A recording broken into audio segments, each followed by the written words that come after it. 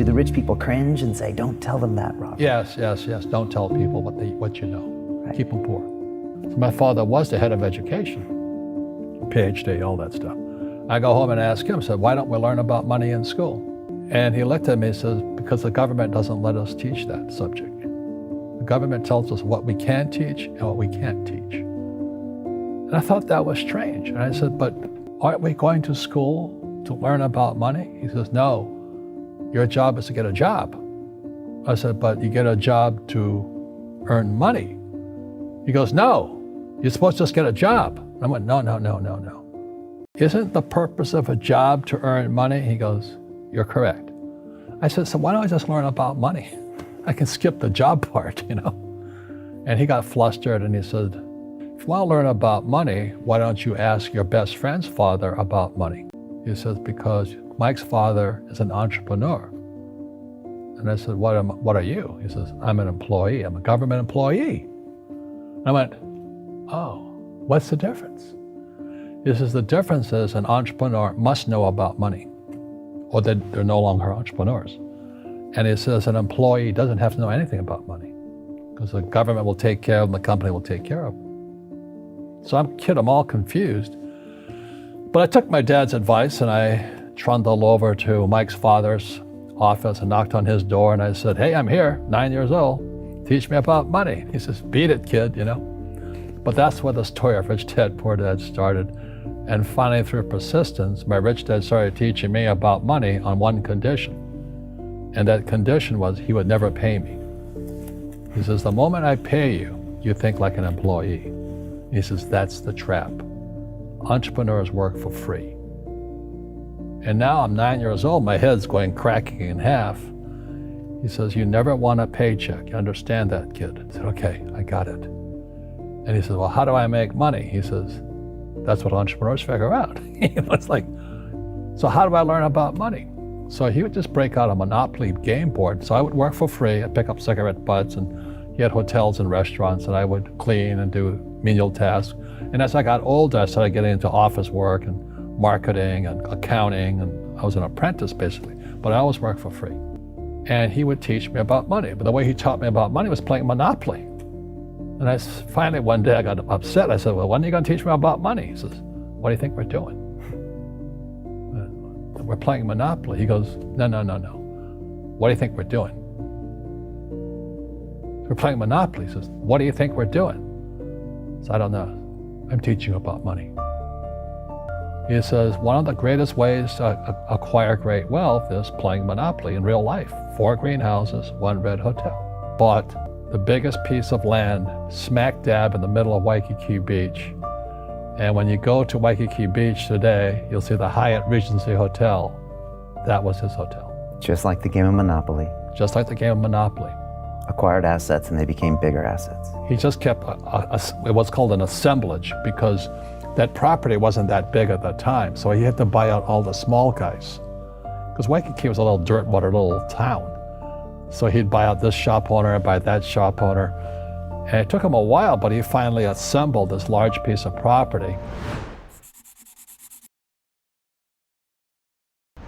I've had financial crashes. I've had people stab me in the back, but they're all good because I grow from it. That's spirituality. Right. You know, people who are afraid of making mistakes like they teach in school, they don't ever grow.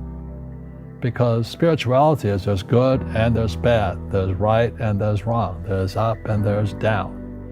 Most people only want to be right, they only want to be positive. Well, you can't have that, that's not reality.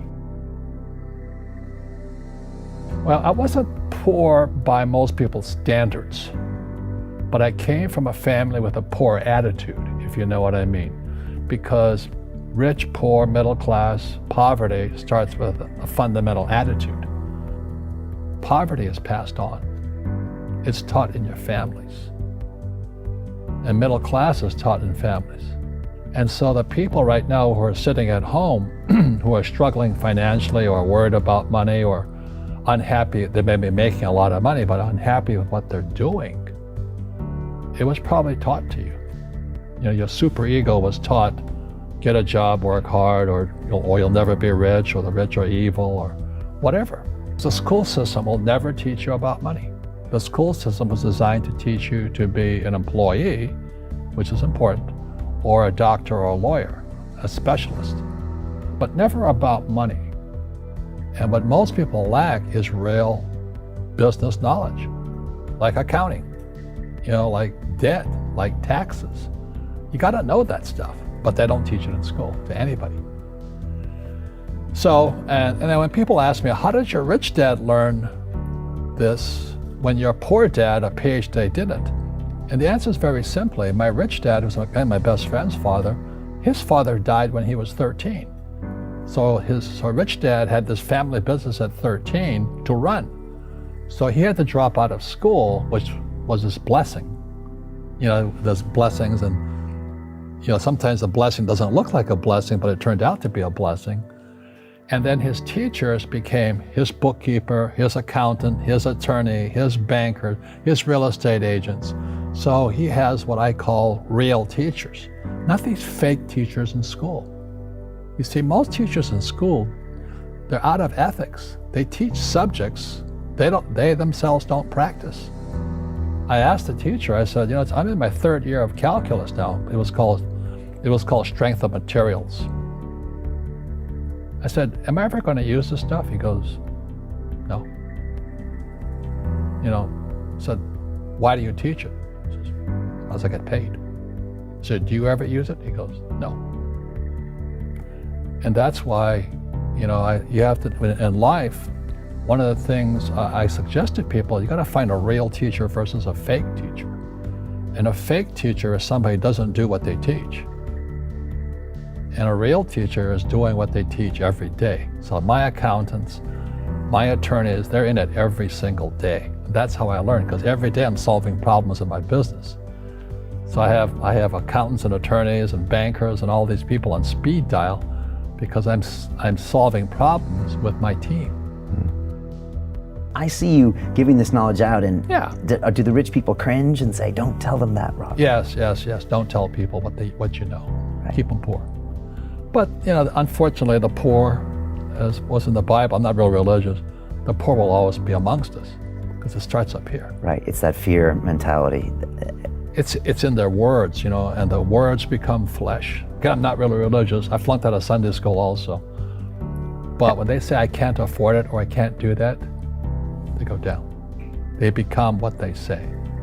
My PhD dad, he says, what do you think I am, made of money? I can't afford that. And my rich dad would say, that's why he's poor.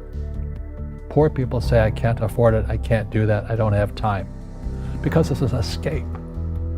It's an escape, you know what I mean? It's easy to say, I can't afford it. And your rich dad used to say what instead of, I can't afford it? How can I afford it? How can I do that? What would it take, or why should I do that? He says that a question opens the mind, a statement closes the mind. See, when you say, I can't afford it, your mind shuts down, and you become what you say. Rugby is a team sport, but so is soccer. The rules are different. And other people are golfers. They play by themselves. And so everybody's different. So my game financially is business, number one. Second is real estate. So what I say to young people is, you find your game.